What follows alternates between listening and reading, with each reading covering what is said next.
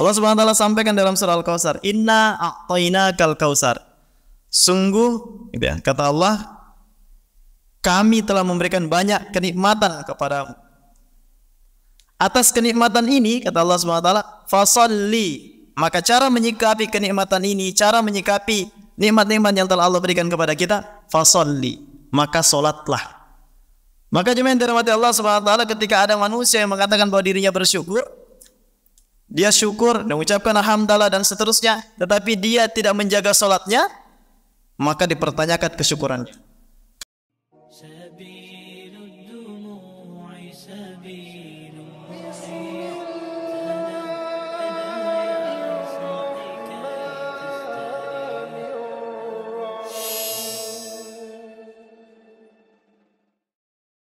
Warahmatullahi wabarakatuh. Alhamdulillahi rabbil alamin, hamdan na'imin, hamdan syakirin, hamdan yu'afi ni'mahu wa yukafi mazidah. Ya Rabbana lakal hamdu kama yanbaghi li jalalikal karim wa 'azimi sultanik. Allahumma salli ala sayyidina Muhammad wa ala alihi wa ashabihi wa man tabi'ahum bi ihsan ila yaumil qiyamah wa ba'du. Alhamdulillah, jemaah salat Isya yang insyaallah sama-sama dirahmati Allah Subhanahu wa taala. Senantiasa kita panjatkan kesyukuran kita kepada Allah Subhanahu wa taala atas limpahan nikmat yang Allah berikan kepada kita. Sampai dengan saat ini Allah masih menitipkan ruh dalam jasad kita, sehingga dengan ruh ini alhamdulillah kita masih bisa beraktivitas sebagaimana biasanya. Salawat serta salam senantiasa kita kirimkan kepada junjungan kita Nabi besar Muhammad sallallahu alaihi wasallam. Jemaah sekalian yang dirahmati Allah Subhanahu wa taala, Allah Subhanahu wa taala berfirman dalam Al-Qur'an, A'udzu billahi minasyaitonir rajim, fa in ta'uddu ni'matallahi la tuhsuha. Artinya, jemaah yang dirahmati Allah Subhanahu wa taala, kalau kalian ingin menghitung-hitung nikmat Allah, la tuhsuha, maka kalian tidak akan mampu menghitungnya. Jemaah sekalian yang dirahmati Allah Subhanahu wa taala, sungguh nikmat yang Allah berikan kepada kita ini sangat banyak sekali. Saking banyaknya sehingga Allah memastikan kalau ada manusia yang ingin hitung-hitung nikmat Allah ini, dia tidak akan sanggup menghitungnya. Pasti tidak akan sanggup menghitungnya, karena betapa banyaknya nikmat yang sudah Allah berikan kepada kita. Dan ini sudah menjadi rumus yang sudah diberikan sama Allah Subhanahu wa taala, bahwa kita tak akan sanggup menghitung nikmat yang sudah Allah berikan kepada kita. Sampai jemaah yang dirahmati Allah Subhanahu wa taala, Allah ingin membuat lagi permisalan yang luar biasa, karena manusia ini suka berpikir dan senang dengan permisalan-permisalan. Maka Allah sampaikan lagi dalam ayatnya, "Lau kanal bahru midadan li kalimati rabbi." Kata Allah Subhanahu wa taala, andai kata air laut yang ada di dunia ini dijadikan tinta untuk menulis nikmat yang sudah Allah berikan kepada kita, kepada makhluknya, la nafidal bahru qabla an tanfada kalimatu rabbi. Maka air ini akan habis, ya, tidak cukup untuk menuliskan nikmat-nikmat yang sudah Allah berikan kepada kita. Walau ji'na bimislihi madada, sekalipun didatangkan dengan air laut yang sebanyak itu pula, maka tak akan sanggup untuk menghitung, ya, atau menuliskan semua nikmat-nikmat yang telah Allah berikan kepada kita. Jemaah sekalian yang dirahmati Allah Subhanahu wa taala, Allah ingin menegaskan kepada kita, wahai manusia, sungguh begitu banyak sudah nikmat yang sudah Allah berikan kepada kita. Maka itu jemaah yang dirahmati Allah Subhanahu wa taala, atas nikmat ini maka ada konsekuensinya. Seperti itu. Jadi semua nikmat yang Allah berikan kepada kita ini ada konsekuensinya. Allah tegaskan dalam Al-Quran, wa iz ta'adzana rabbukum la in syakartum la azidannakum wa la in kafartum inna adzabi lasyadid. Dan Allah sudah membuat permakluman atau pengumuman, la in syakartum, kalau kalian mensyukuri nikmat-nikmat itu, la azidannakum, maka kata Allah, aku akan tambahkan nikmat itu. Jadi semua nikmat yang sudah Allah berikan kepada kita ini, kalau kita mensyukurinya, maka Allah akan tambah. Apakah Allah akan tambah jumlahnya, kuantitasnya, atau Allah akan tambah berkahnya atau nilai manfaatnya? Bisa jadi dua-duanya, bisa jadi salah satunya. Wala in kafartum, akan tetapi kalau kalian kufur, inna adzabi lasyadid. Sungguh azabku sangat pedih. Maka jemaah yang dirahmati Allah Subhanahu wa taala, sebagai manusia yang Allah titipkan akal fikiran yang bisa berpikir, konsekuensi kita sebagai manusia itu hanya ada dua. Pilihan kita hanya ada dua, nggak ada pilihan yang lain. Bersyukur atau kufur. Ini aja pilihannya. Jadi nggak ada pilihan yang lain. Sekarang kita tinggal milih bersyukur atau kufur. Dan semua pilihan ini memiliki konsekuensi. Kalau kita pilihnya bersyukur, maka konsekuensinya Allah akan tambah, apakah kuantitasnya atau berkahnya nanti. Tapi kalau kita kufur, lalai akan nikmat Allah, banyak nikmat yang Allah berikan, tapi kita tidak memanfaatkan sesuai apa yang diinginkan oleh Allah Subhanahu wa taala, maka Allah pun mengancam kita, inna adzabi lasyadid. Sungguh azabku sangat pedih. Azab bisa jadi Allah timpakan di dunia, bisa pula Allah akan simpankan kita nanti di akhirat kelak. Maka jemaah sekalian yang dirahmati oleh Allah Subhanahu wa taala, pilihan kita tentunya adalah bersyukur akan semua nikmat yang sudah Allah berikan kepada kita.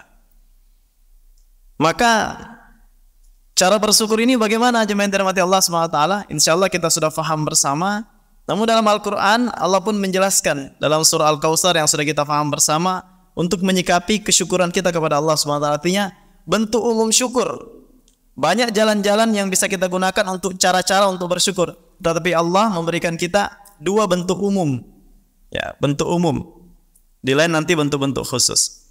Allah Subhanahu wa taala sampaikan dalam surah Al-Kautsar, "Inna a'tainakal kautsar." Sungguh, gitu ya, kata Allah, kami telah memberikan banyak kenikmatan kepadamu. Atas kenikmatan ini, kata Allah Subhanahu wa taala, "Fasholli." Maka cara menyikapi kenikmatan ini, cara menyikapi nikmat-nikmat yang telah Allah berikan kepada kita, fasholli, maka solatlah. Maka jemaah yang dirahmati Allah Subhanahu wa taala, ketika ada manusia yang mengatakan bahwa dirinya bersyukur, dia syukur dan mengucapkan alhamdulillah dan seterusnya, tetapi dia tidak menjaga solatnya, maka dipertanyakan kesyukurannya. Karena bentuk syukur paling utama itu adalah solat. Sampai-sampai Rasulullah sallallahu alaihi wasallam suatu ketika sama Aisyah itu ditanya, "Wahai Rasulullah, engkau ini dijamin surga, tapi kenapa engkau mesti berlelah-lelah berdiri untuk sholat sampai kakimu itu bengkak?" Gitu ya? Maka kata Rasulullah, "Apakah saya tidak boleh menjadi hamba yang bersyukur?" Artinya apa jemaah yang dirahmati Allah Subhanahu wa taala?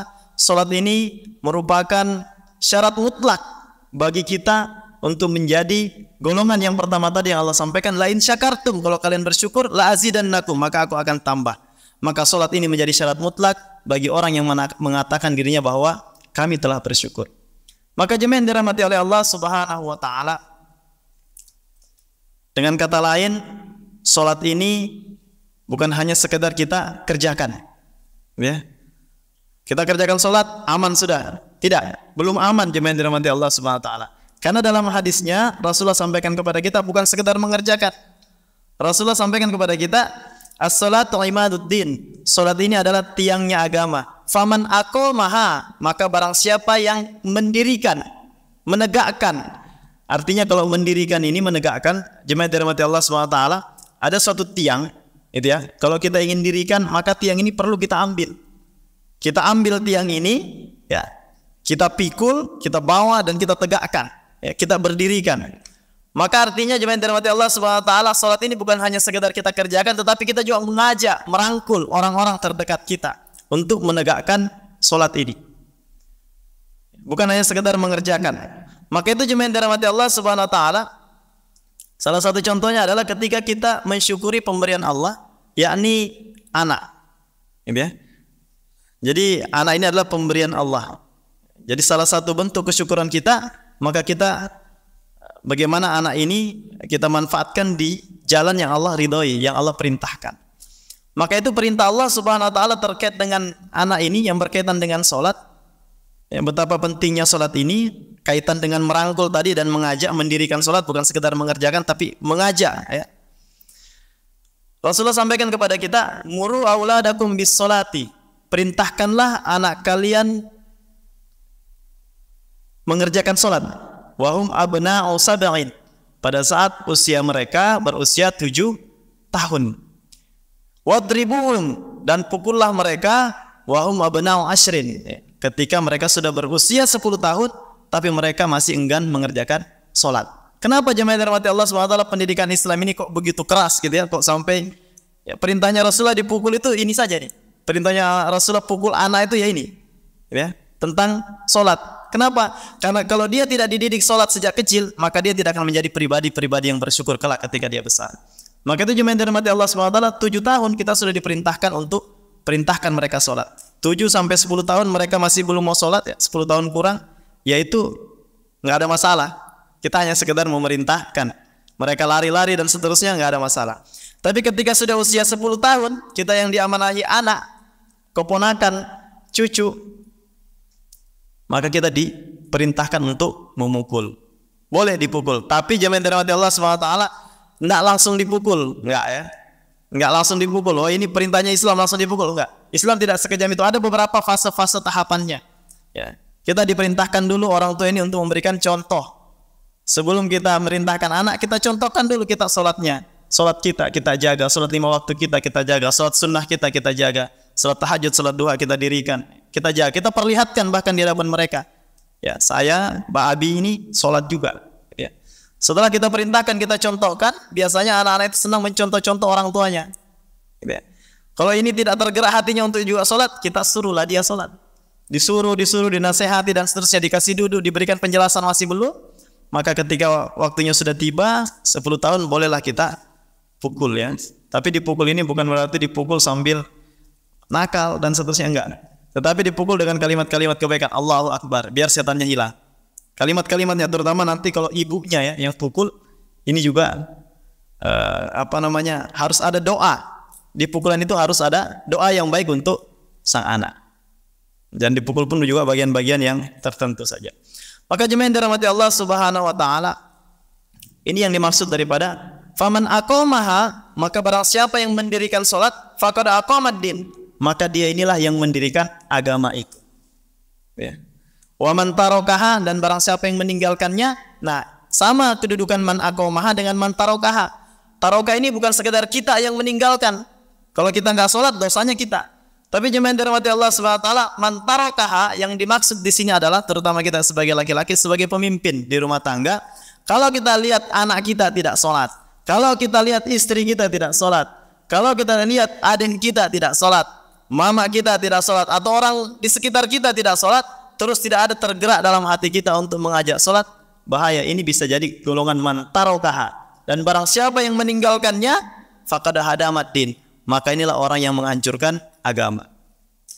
Maka itu jemaah yang dirahmati Allah Subhanahu wa taala, kedudukan salat ini merupakan kedudukan yang sangat penting sekali.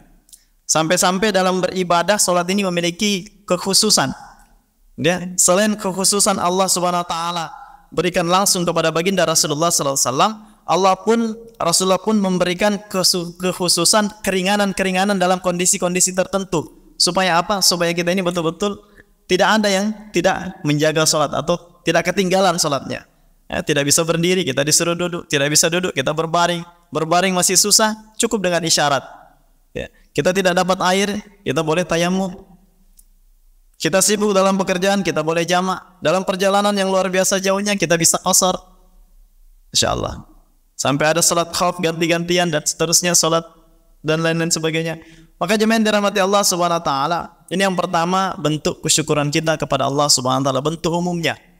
Ya. Fasholli, maka akan semua nikmat-nikmat yang Allah berikan kepada kita, nikmat kesehatan, nikmat harta, nikmat jabatan, nikmat anak, nikmat keluarga, nikmat waktu, nikmat usia, pekerjaan dan seterusnya. Maka Allah Subhanahu wa taala syarat mutlak untuk bersyukur, fasholli, maka salatlah. Kita jaga salat 5 waktu kita, bukan sekedar kita jaga diri kita, tetapi kita jaga lingkungan kita, keluarga kita untuk sama-sama menegakkan salat kepada Allah Subhanahu wa taala. Yang kedua jemaah yang dirahmati Allah Subhanahu wa taala, wanhar, dan berkorbanlah.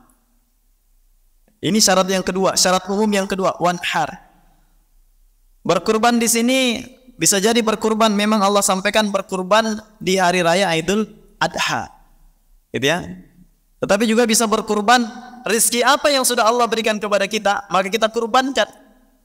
Kalau Allah kasih rizki kita waktu luang, bagaimana waktu luang kita ini memiliki nilai manfaat.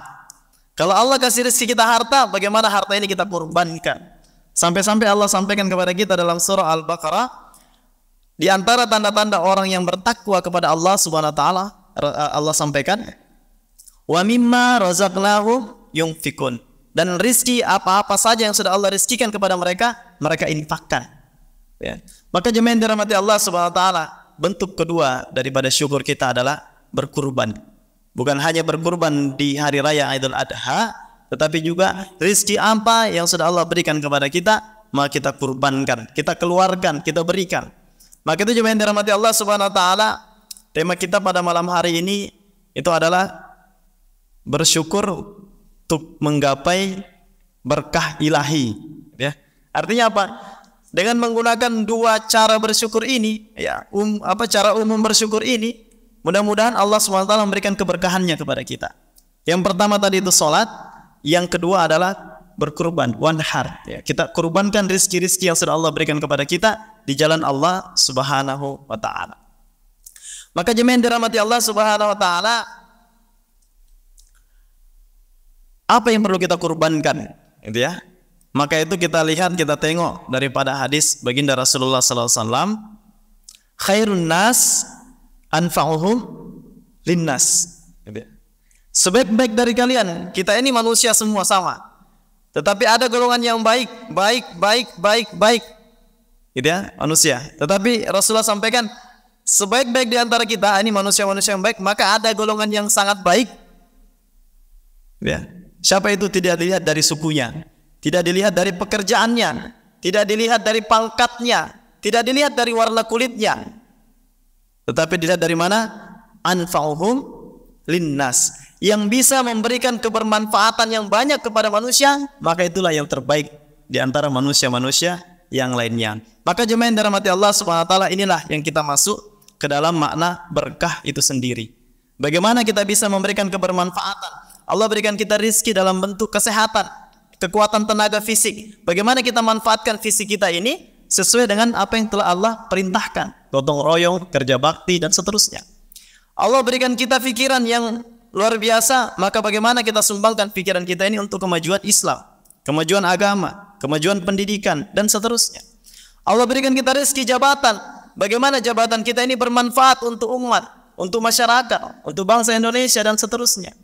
Allah berikan kita rezeki harta, bagaimana harta kita ini memiliki nilai manfaat untuk orang-orang yang ada di sekitar kita. Sehingga jemaah yang dirahmati Allah Subhanahu wa taala, kalau kita ingin tanya-tanya sama diri kita, kira-kira mobil kita di rumah, misalnya punya mobil atau kendaraan kita di rumah ini berkah atau enggak?